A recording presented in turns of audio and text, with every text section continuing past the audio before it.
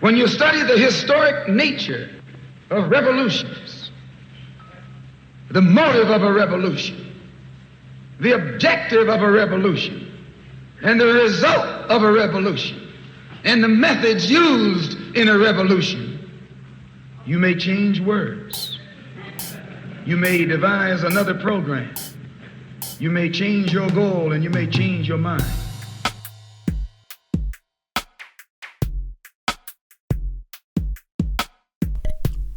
Another clap. Okay, hi guys, Mutizi here. It's been a long time, several months actually, since I was last here, and reason being, I've been trying to script and have a perfect, speech so that I don't do too many ums and ahs.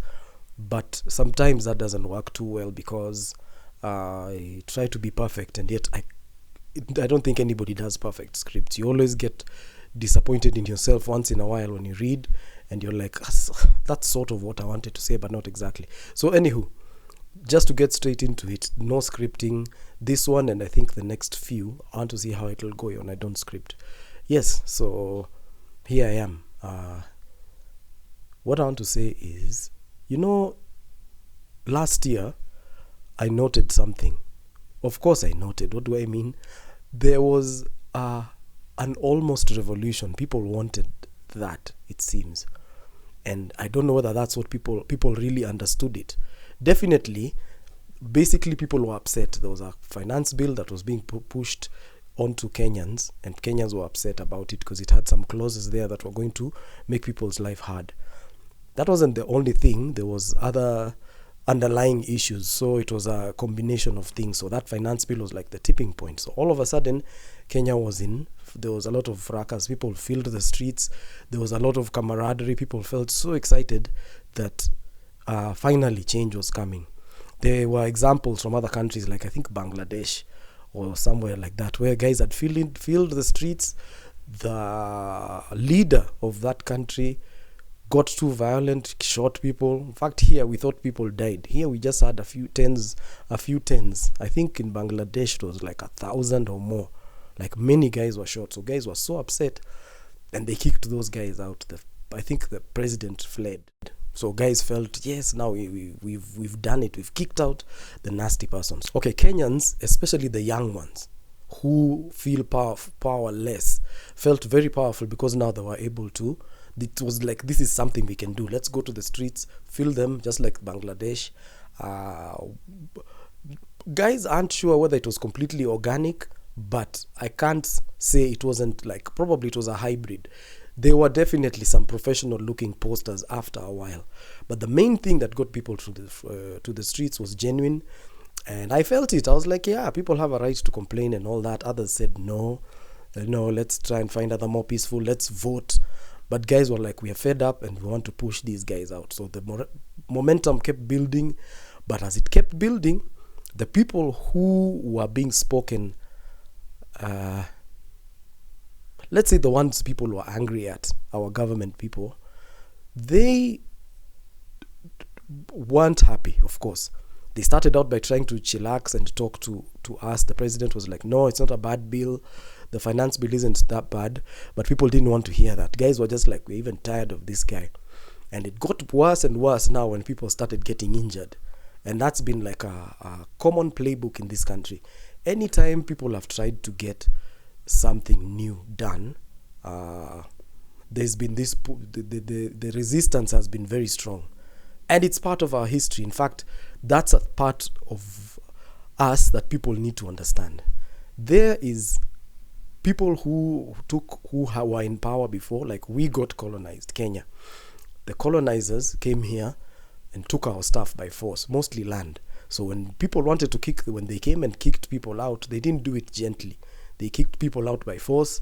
I was even told some places in my home, let's say where my people come from, I was told there's some land which was a huge piece of land, and one person ended up buying it later, even after the white people had left. And you wonder, how was that piece of land just empty? One guy told me, they used to come with horses, the white people, and chase people away. They try and make you move. If you don't move, they just come and kick you out. So they acquired what they did violently, so they had to maintain it violently. When things weren't working out, of course, they sort of left, but they didn't. And they left people who were to continue things, and then there can be, well, I was not there when they were sharing what they did, but Lancaster House, where they went to discuss those things, was very weird. They negotiated their way out, which makes you wonder, did they really leave? If I come and occupy your house by force and I put your kids I don't know, outside or on the roof, and then I come and live in your house, when it comes to, if maybe I change my mind and say, maybe I did the wrong thing, let me call you back to your house, would I negotiate my way out, or would I just leave? The ideal would be somebody should just get up and go and maybe apologize. But even if they don't want to apologize, just leave and let somebody reoccupy their home, right? But now a negotiation was done. So things have been like that here, where things changed, but not really.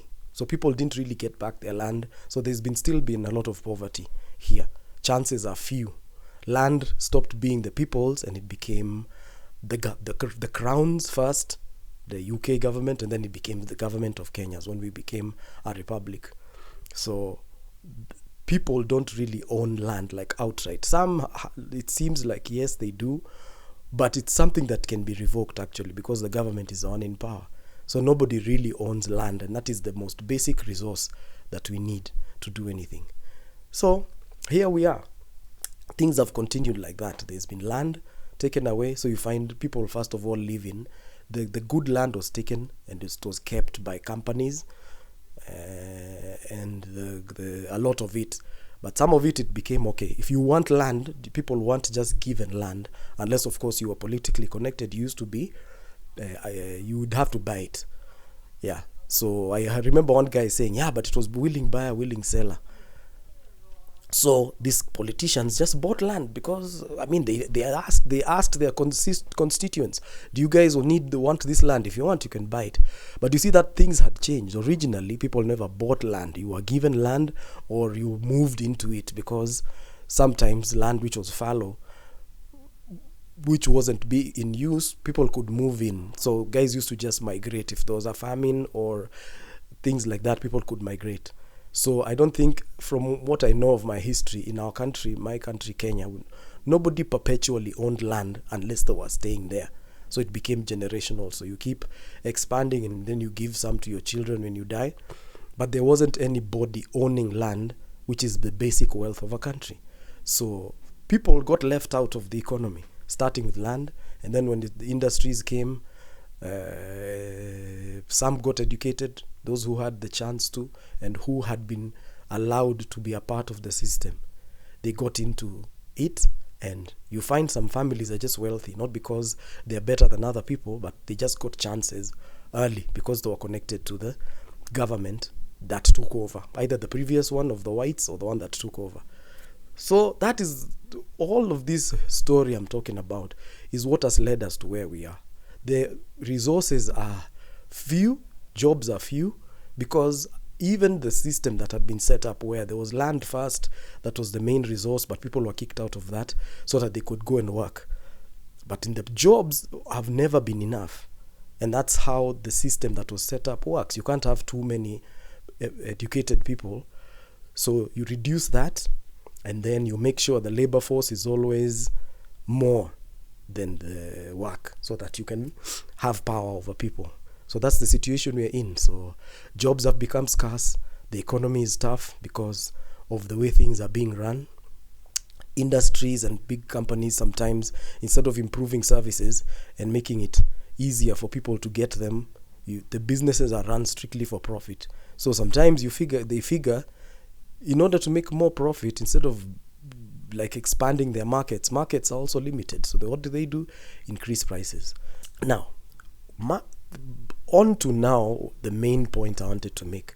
When the youth, so-called Gen Zs, went to the streets to protest, they had expectations that I think they didn't know whether they could meet or not, but some were fueled by the Bangladesh thing. There is knowledge online, so people definitely saw, and even in the news, how it went with Bangladesh. So guys thought that they'd be able to kick them out like that. But you see, Bangladesh is a unique situation, and it's not usually easy to copy and paste somebody's tactics to get what you want. You know what I mean? So they tried that and it didn't work. But you see, another thing that started happening is people started getting shot, and not just shot, killed. And not just killed, abducted. Some people would just disappear. So we started having weird occurrences. Somebody was even just somebody who's a blogger disappears, and then they end up dead. So the thing I'm saying about the youth is, I don't know whether when they were starting this thing they understood like what exactly are they doing, but what they were actually trying to do was to revolt and have a revolution and kick people out by force, the same way people had gotten kicked out of their land previously when the other governments, which quote unquote left but didn't leave, they just left the systems intact. So we've been having to survive with them. And just like there were problems then, and people kept trying to revolt to get a chance, even them, and have a piece of the pie, that's what people were trying to do. But you see, the Gen Z, a lot of them, or the protesters, were getting upset and were wondering, how are these guys killing us? Why are they killing us? But if you look back to what was happening previously, when the previous government was there, the white settlers who were here, when people got fed up of them and wanted them to leave, it was violence, because they had been kicked out violently out of their land. They were like, even us will kick them out, because they're refusing to go, and they're not giving us even a share. They're giving away crumbs. And they prefer if we work for them. They don't want us to have land and work for ourselves, which is what we used to do. People even had their stock, their cattle and goats taken away to force them to work. So the revolution that time, people were fighting. Guys went to the bush, they learned how to shoot, they got guns, they had bullets. Women used to take them to the forest for their men, and some women even were involved in this. I mean, it was and it wasn't just one group. I'm sure most people, even those who are not Kenyans, have heard of the Mau Mau. They played a key part in that, by the way.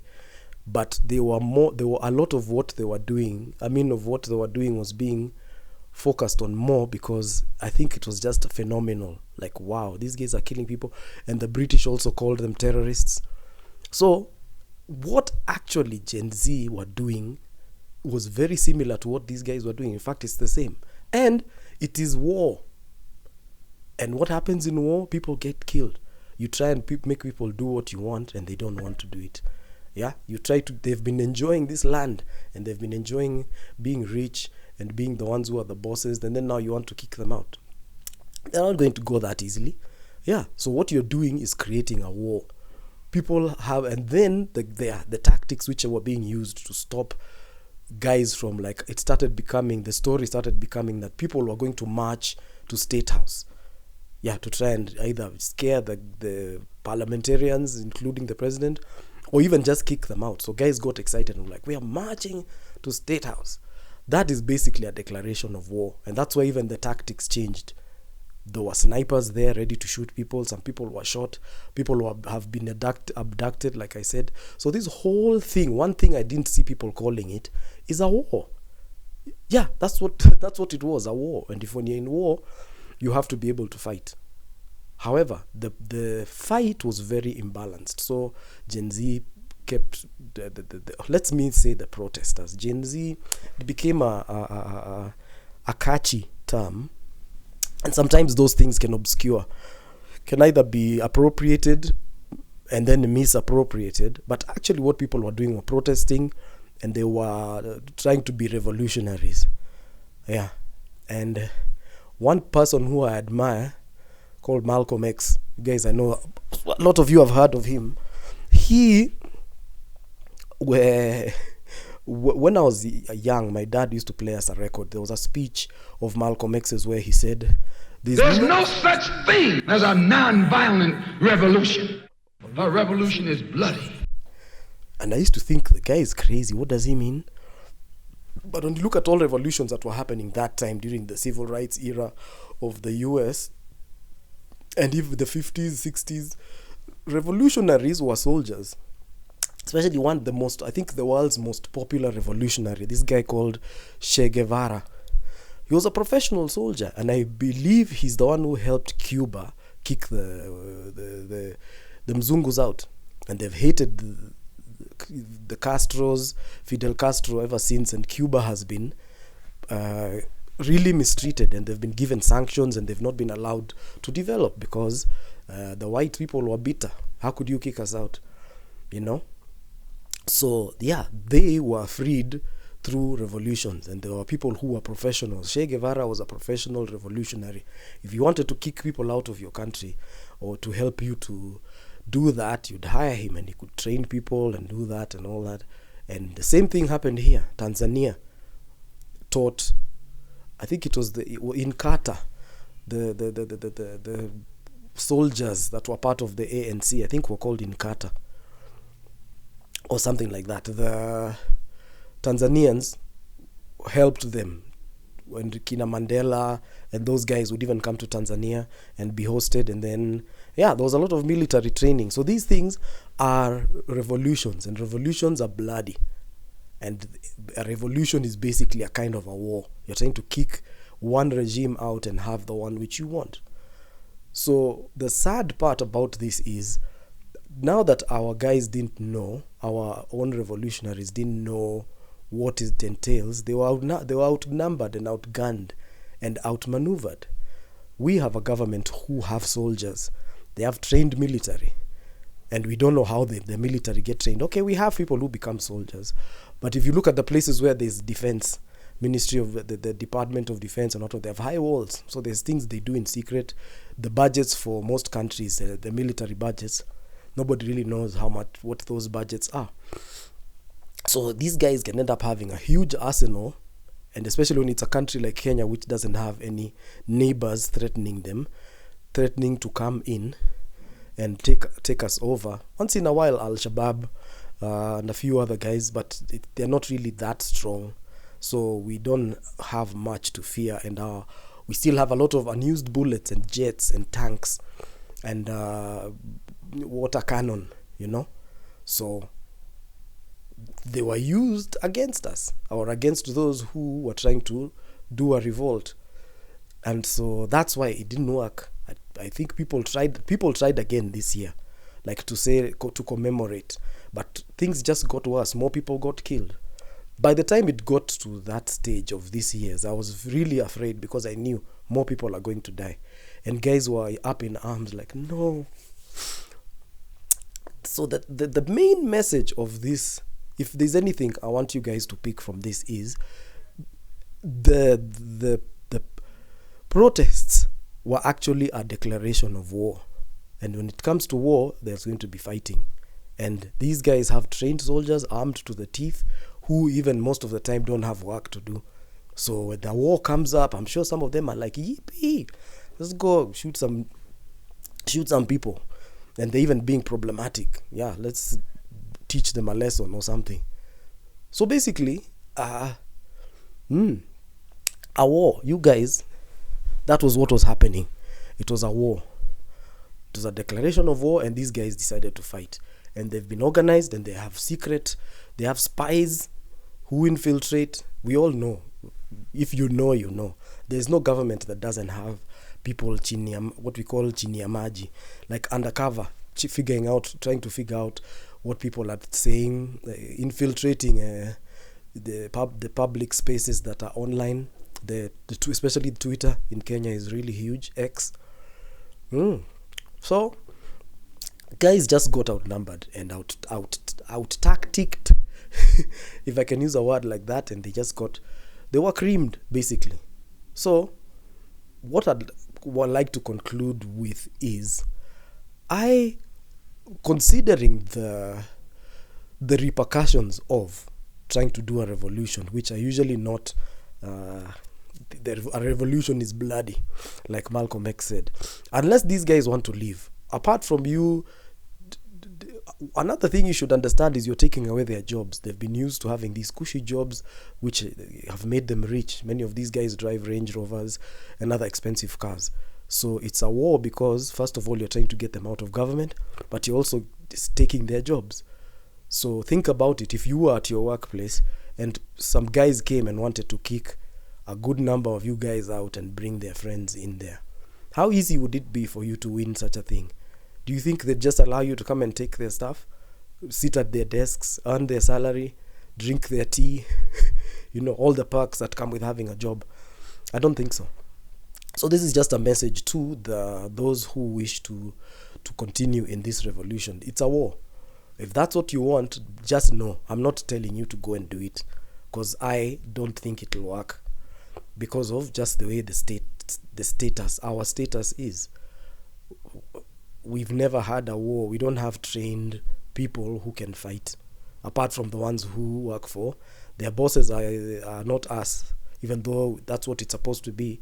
They're supposed to keep law and order for everybody, but it's like they try and keep law and order. It's more like they are for keeping people in check, let's say. Yeah, us, the citizens. Yeah, so if that's what you guys want, war, don't do it. But if you do it, that's what you need to know, that it's a war, and wars have casualties, losses, a lot of sadness. People lose their family members, breadwinners, things like that. So anyway, 21 minutes. At least my first winging it video, and it's not gone too badly, if I say so myself, if I may say so. So subsequent videos, I think I'll be doing them like this. I don't have to make them long. When I get morale to script more, I'll be doing it, but those will probably be longer ones. Or if the topic is too complex and I don't want to miss out points, I'll probably do it that way. But this one was really hot on my head because I've thought about it a lot. It's been hot. It's been here and here, and I've gone through it several times, and I think I was pretty confident I'll be able to hack it. Yeah, so thanks for those who've watched. Thanks a lot.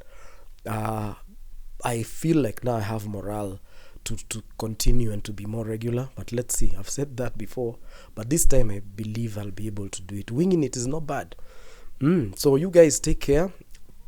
Cheerio, and you'll see me in the next video.